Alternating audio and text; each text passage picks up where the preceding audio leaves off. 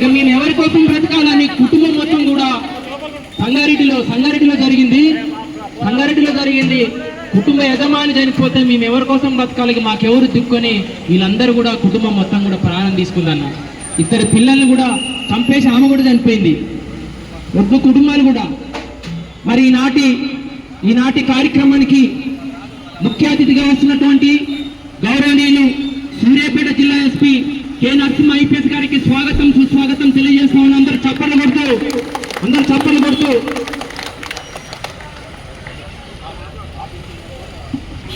Sir good morning sir. నమస్కారం sir. ఇక్కడ చాలా మంది 2 వీలర్ డ్రైవర్స్ ఉన్నారు సార్, ఆటో డ్రైవర్స్ ఉన్నారు సార్, తర్వాత ఆర్టీసీ డ్రైవర్స్ కూడా ఉన్నారు సార్. ఇక్కడ అందరికీ నమస్కారం. ఈ ప్రజాపాలన ప్రగతి ప్రణాళిక ప్రోగ్రాంలో భాగంగా ఈరోజు ఈ ప్రజా రోడ్డు భద్రతా మహా ఉద్యమం అరైవ్ అండ్ ఎలైవ్ ప్రోగ్రాంకి విచ్చేసిన రెస్పెక్టెడ్ ఎస్పీ గారికి వెల్కమ్, అదేవిధంగా నమస్కారం. ప్రతి సంవత్సరం దాదాపు 35,000 యాక్సిడెంట్లు జరుగుతూ ఉన్నాయి. దీంట్లో 7,000 వరకు మంది చనిపోతూ ఉన్నారు. అంటే ప్రతి సంవత్సరం ఒక 7,000 ఫ్యాటల్ యాక్సిడెంట్ జరుగుతూ ఉన్నాయి. మిగతా వాళ్ళంతా క్షతగాత్రులు, చిన్న చిన్న ఫ్రాక్చర్స్తో బయటపడతా ఉన్నారు. ఈ జరిగే యాక్సిడెంట్స్ అన్ని మ్యాక్సిమం మానవ తప్పిదం వల్లనే జరుగుతూ ఉన్నాయి. ఈ మెకానికల్ డిఫెక్ట్స్ కానీ వెహికల్స్ వల్ల కానీ జరగట్లేదు. 99% మానవ తప్పిదం వల్లనే ఈ యాక్సిడెంట్స్ జరుగుతూ ఉన్నాయి. ఎందుకంటే ప్రతి ఒక్కరూ రూల్స్ అండ్ రెగ్యులేషన్స్ పాటించాల్సిన అవసరం ఎంతైనా ఉంది. ఈ రోడ్డు భద్రతా మహా ఉద్యమం గురించి రెస్పెక్టెడ్ ఎస్పీ గారిని మాట్లాడాల్సిందిగా కోరుతా ఉన్నాం. Thank you very much. Okay, అందరికీ నమస్కారం.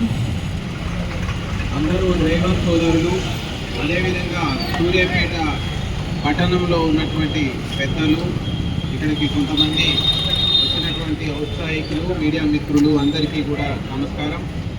మీ అందరికీ తెలుసు, రాష్ట్ర ప్రభుత్వం 99 రోజుల ప్రజాపాలన ప్రగతి ప్రణాళిక అనేటువంటి అంశం పైన 99 రోజుల ప్రణాళికని ఏర్పాటు చేయడం జరిగింది. దాంట్లో రోడ్డు భద్రతా ఉద్యమం అరైవ్ ఎలైవ్ అంటే మనం ఎవరికైనా వాహనం తీసుకొని బయటికి పోయి ఖచ్చితంగా సురక్షితంగా పోయి మళ్ళీ సురక్షితంగా మన ఇంటికి రావాలి అనేటువంటి నినాదంతో మనం రోడ్డు మీద వెళ్ళేటప్పుడు ఎట్టి పరిస్థితిలోనూ ఇతరులకు హాని చేయకుండా, ఇతరులకు ఇబ్బంది కలిగించకుండా, ఇతరులకు ప్రమాదాలు కలిగించకుండా, మనం ప్రమాదాల బారిన పడకుండా ఉండాలనేటువంటి ఉద్దేశంతో దీన్ని ఒక ఉద్యమం లెక్క. ఎందుకంటే రోడ్డు మీద వెళ్ళేటువంటి రోడ్డు అనేది అందరిది. అందరిలో ప్రథమ హక్కు ఎవరికి ఉందంటే రోడ్డు మీద నడిచిపోయే వ్యక్తికి ఫస్ట్ హక్కు. అది మనం గమనించుకోవాలి. మనం లారీ మీద ఉన్నా, బస్సు మీద ఉన్నా, ఆటోలో ఉన్నా, ఇంకా ఏ వెహికల్లో ఉన్నా మనం ఫస్ట్ గౌరవించాల్సింది రోడ్డు మీద నడిచే పాదాచారుణ్ణి.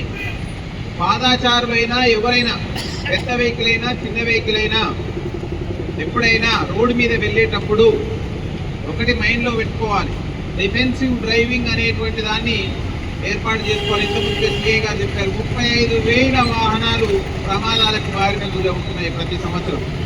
తెలంగాణ రాష్ట్రంలో 7,000 మంది పైచిలకు మంది చనిపోతున్నారు. అందులో పిల్లలు ఉన్నారు, యువకులు ఉన్నారు, అమ్మాయిలు ఉన్నారు, అందరూ పనిచేసే శక్తి కలిగినటువంటి వాళ్ళు ఉన్నారు. మరి వీళ్ళందరూ చనిపోతే ఎవరికి నష్టం? వాళ్ళ కుటుంబానికి నష్టం, వ్యక్తిగతంగా వాళ్ళకు నష్టం, మన సమాజానికి కూడా నష్టమైంది. కాబట్టి మనం ఈ భూమి మీద మనం పుట్టిన తరువాత మళ్ళీ గతించే వరకు, దేవుడు తీసుకుపోయేంత వరకు ఎంత జీవితకాలం ఉందో అంత జీవితకాలం వరకు ఉండి వెళ్ళిపోతే పర్వాలేదు. కానీ ఏదో ఉపద్రవం వలనో ప్రమాదం వలనో మనం మధ్యంతరంగానే వెళ్ళిపోతే ఆ కుటుంబం పడే బాధ అంతా ఇంత కాదు.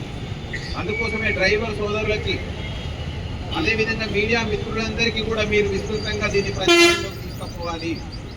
ఇది ఒక ప్రచారం కాదు, ఇది ఒక కార్యక్రమం కాదు. ప్రతిరోజు మీరు సోషల్ మీడియా చూడండి, మెయిన్ మీడియా చూడండి, ప్రతి మీడియాలో కూడా పోలీస్ మీకు చెప్తానే ఉన్నారు. మామూలుగా పోలీస్ ఇంతకుంటే ఎప్పుడు చెప్పకపోయేది, ఇప్పుడు చెప్పడానికి ఎందుకు ప్రయత్నిస్తున్నారు? మీరందరూ సమాజంలో భాగం, మీ అందరి రక్షణ కోసమే ఉన్నది పోలీస్ డిపార్ట్మెంట్. కాబట్టి అందరూ కూడా డిఫెన్సివ్ డ్రైవింగ్ సిస్టమ్ని అలవాటు చేసుకోండి. డిఫెన్సివ్ డ్రైవింగ్ అంటే ఏం లేదు, మనం ముందు వచ్చే వెహికల్ ఎలా వస్తుంది, మనం ఎలా మన రూట్ని మార్చుకోవాలి, పక్క నుంచి రెండు వైపుల నుంచి వెనక వైపు నుంచి వచ్చే వ్యక్తులు ఎలా ఉన్నారు, వాహనాలు ఎలా ఉన్నాయి, వాటన్నిటినీ మనం గమనిస్తూ 360 డిగ్రీల్లో అటెన్షన్గా గమనిస్తూ మనం తీసుకోవాల్సినటువంటి జాగ్రత్తలు, టూ వీలర్ మీద పోతున్నప్పుడు హెల్మెట్లు పెట్టుకోవడం, పరిమితమైనటువంటి వేగంతో పోవడం, అదేవిధంగా తక్కువ సంఖ్యలో అంటే టూ వీలర్ ఉందంటే ఇద్దరు, త్రీ వీలర్ ఉందని అంటే ముగ్గురు లేదా నలుగురు, ఇంతకు మించి ఎక్కించుకోకపోవడం. నేను చాలా మంది ఆటో డ్రైవర్లకు చూస్తాను. ఈ రోజు నుంచి మేము కొత్తగా ఎన్ఫోర్స్ చేయబోతున్నాం. ముందు సైడ్ ఎట్టి పరిస్థితుల్లోనూ ఎవరిని కూర్చొనివ్వద్దు, ఎవ్వరు కూర్చున్నా ఖచ్చితంగా కఠినంగా వ్యవహరించబోతున్నాం. ఇక్కడ ఉన్నటువంటి ఆటో డ్రైవర్ సోదరులు కావచ్చు, మిగతా డ్రైవర్ సోదరులు కావచ్చు, మీరు మిగతా వాళ్ళకి తెలియజేయండి. దీని మీద సీరియస్గా మనం, ఎందుకంటే మీరు రోజు మొత్తం కష్టపడితే మీకు ఎన్ని డబ్బులు వస్తాయో తెలియదు, కానీ ఇప్పుడు మనం ఎన్ఫోర్స్ చేస్తే మనం ఎక్కువ సంఖ్యలో నష్టపోవడానికి అవకాశం ఉంటుంది. మీరు రోజువారీ కష్టపడి మళ్ళీ ఫైన్ల రూపంలో కట్టాల్సిన పరిస్థితి వస్తుంది. అందుకోసమే ఖచ్చితంగా